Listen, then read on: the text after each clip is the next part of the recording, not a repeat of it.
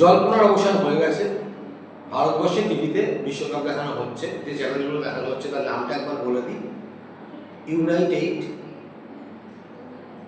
Sports 1, United sports 2, United sports 1 HD, United sports 1 sports 2 HD, আর তার সঙ্গে জি5-এ OTT প্ল্যাটফর্মে দেখানো হচ্ছে। অলরেডি কেবল অপারেটরদের সাথে কথা বলে নিন, বাড়িতে কিন্তু বাড়ির চ্যানেলে কিন্তু এই ইউনাইটেড যে স্পোর্টসের যে চ্যানেলগুলো সেগুলো চলে এসেছে। এগুলো সবই জিএর প্যাকেজ, কিন্তু এখনো অবধি কেবল অপারেটরের সাথে যে কথা হয়েছে আমাদের কেবল অপারেটরের সাথে, এটার জন্য আলাদা কোনো চার্জ করা হবে না। এটা ফ্রিতেই বিশ্বকাপ দেখা যাবে এবং সেটাই হওয়া উচিত ছিল। সেই প্রসঙ্গে এই ভিডিওটা করা যে কেন ভারতবর্ষে প্রায় 400 কোটি টাকার ডিল হয়েছে ফিফার সাথে জিএর, এবং একটা সময় জানেন আপনারা সবাই যে অনেকে নিতে চাইছিলেন না বিশ্বকাপ, কারণ বিশ্বকাপে এবার অনেক খেলা বেড়ে গেছে। প্রিয় টিম যারা ব্রাজিল আর্জেন্টিনার খেলা দেখার বাইরেও কিছু অনেকগুলো খেলা হবে যেগুলো ভারতবর্ষের দর্শকদের দেখার কোনো কারণ নেই, সেগুলোর খুব একটা বিজ্ঞাপন পাওয়া যাবে না, টিআরপি পাওয়া যাবে না, দর্শক পাওয়া যাবে না টিভিতে। তো সেই জন্য অনেক বড় বড় কোম্পানি সেটা নিতে চাইছিলেন না, মানে রিলায়েন্স নেয়নি, আরও বড় বড় কোম্পানি নেয়নি। একসময় প্রসার ভারতীর কাছে যেটা সরকারি চ্যানেল তাদের সঙ্গে কথা হয়েছিল, তারা নেয়নি। বাংলাদেশ এখনো অবধি ফাইবার করতে পারেনি, যেরকম ভারতের প্রসার ভারতী সেরকম বাংলাদেশের বিটিভি সরকারি চ্যানেল, তারা কারোর সাথে একটা কোলাবোরেশনে হয়তো নিচ্ছে। এইরকম কিছু জটিলতা ছিল যেটা ভারতবর্ষে মিটে গেছে। এটা খুব খুশির খবর আমার কাছে, এবং এই খুশির খবরটার জন্যেই আমি এই ভিডিওটা করছি যে ভারতবর্ষে বিশ্বকাপ দেখা যাবে এবং সেটা টিভিতে। কেন এত ইম্পর্টেন্ট? প্রায় 400 কোটি টাকা, যেখানে গ্যাসের দাম বাড়ছে, তেলের দাম বাড়ছে, মানুষের এত অভাব অভিযোগ, তারপরও কিন্তু টিভিতে বিশ্বকাপ দেখা এত জরুরি কেন? অ্যাকচুয়ালি জরুরি না। ভারত তো বিশ্বকাপ খেলে না, কবে খেলবে তার কোনো ঠিক ঠিকানা নেই। যে যতই বলুক আমার মনে হয় না মানে আমার জীবনকে সে আমি দেখে যেতে পারবো, যাই হোক।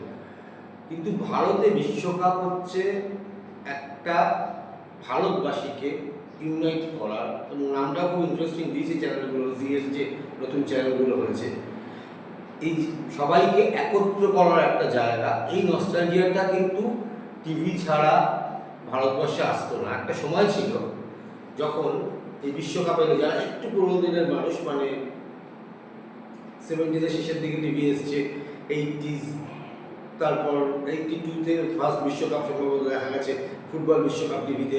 তখন basically black and white TV ছিল, শাটার দেওয়া টিভি। তো বিশ্বকাপ এলে কিন্তু টিভি কেনার একটা ঘুম পড়তো, একটা ডিসকাউন্ট দেওয়া হতো।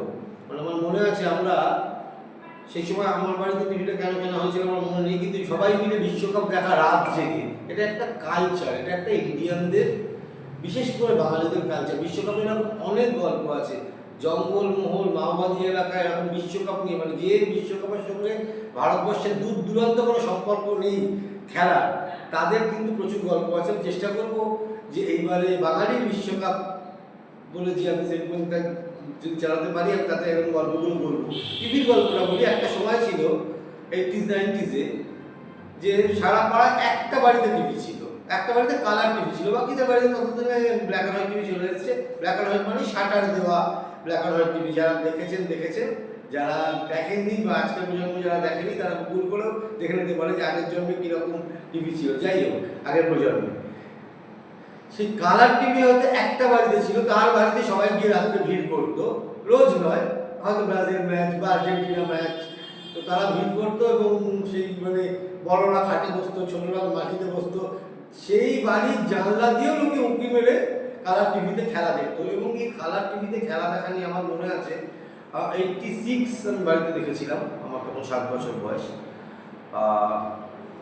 90-তে সেই খেলা জার্মানি এবং আর্জেন্টিনার মধ্যে হয়েছিল। 1 গোলে আন্দ্রে ব্রেহেমের পেনাল্টি থেকে ওরা গোলে জার্মানি জিতেছিল, মারাদোনা হেরে গেছিল এবং মারাদোনার সেই কান্না রীতিমতো। আমি যেখানে খেলা দেখেছিলাম দুটো দলে ভাগ হয়ে গেছিল, কিন্তু ঝগড়া হয়নি। আমার মনে আছে ওই রাতে খেলা হয়েছিল, একজন চা খাইয়েছিলেন, একজন বিস্কিট খাইয়েছিলেন। তো এই কালচারটা ছিল। টিভি এটার জন্য দরকার। মোবাইল, হাতের মোবাইল অনেকের আছে, এখন বাচ্চাদের হাতে মোবাইল আছে। সত্যি তো, রাত্রিবেলা খেলা দেখতে দেখতে কেউ যখন মানে রাত্রে আমি আমার খাটে শুয়ে শুয়ে খেলা দেখতে পারবো, কিন্তু এই যে এক হয়ে যাওয়া, বিশ্বকাপকে ঘিরে এক হয়ে যাওয়া, এটা কিন্তু জরুরি ছিল একজন মানে ভারতীয়দের কাছে, আমাদের মতো দেশের মানুষের কাছে, যে আমরা যারা এটা করি না। খবরের কাগজে তখন লেখা বেরোতো যে আপনি রাত জেগে, সবাই রাত জেগে খেলা দেখতো, রাত জেগে খেলা দেখতো, এবার পরের দিন অফিসে করতে হবে, তাহলে কি কি করা উচিত, কি কি না করা উচিত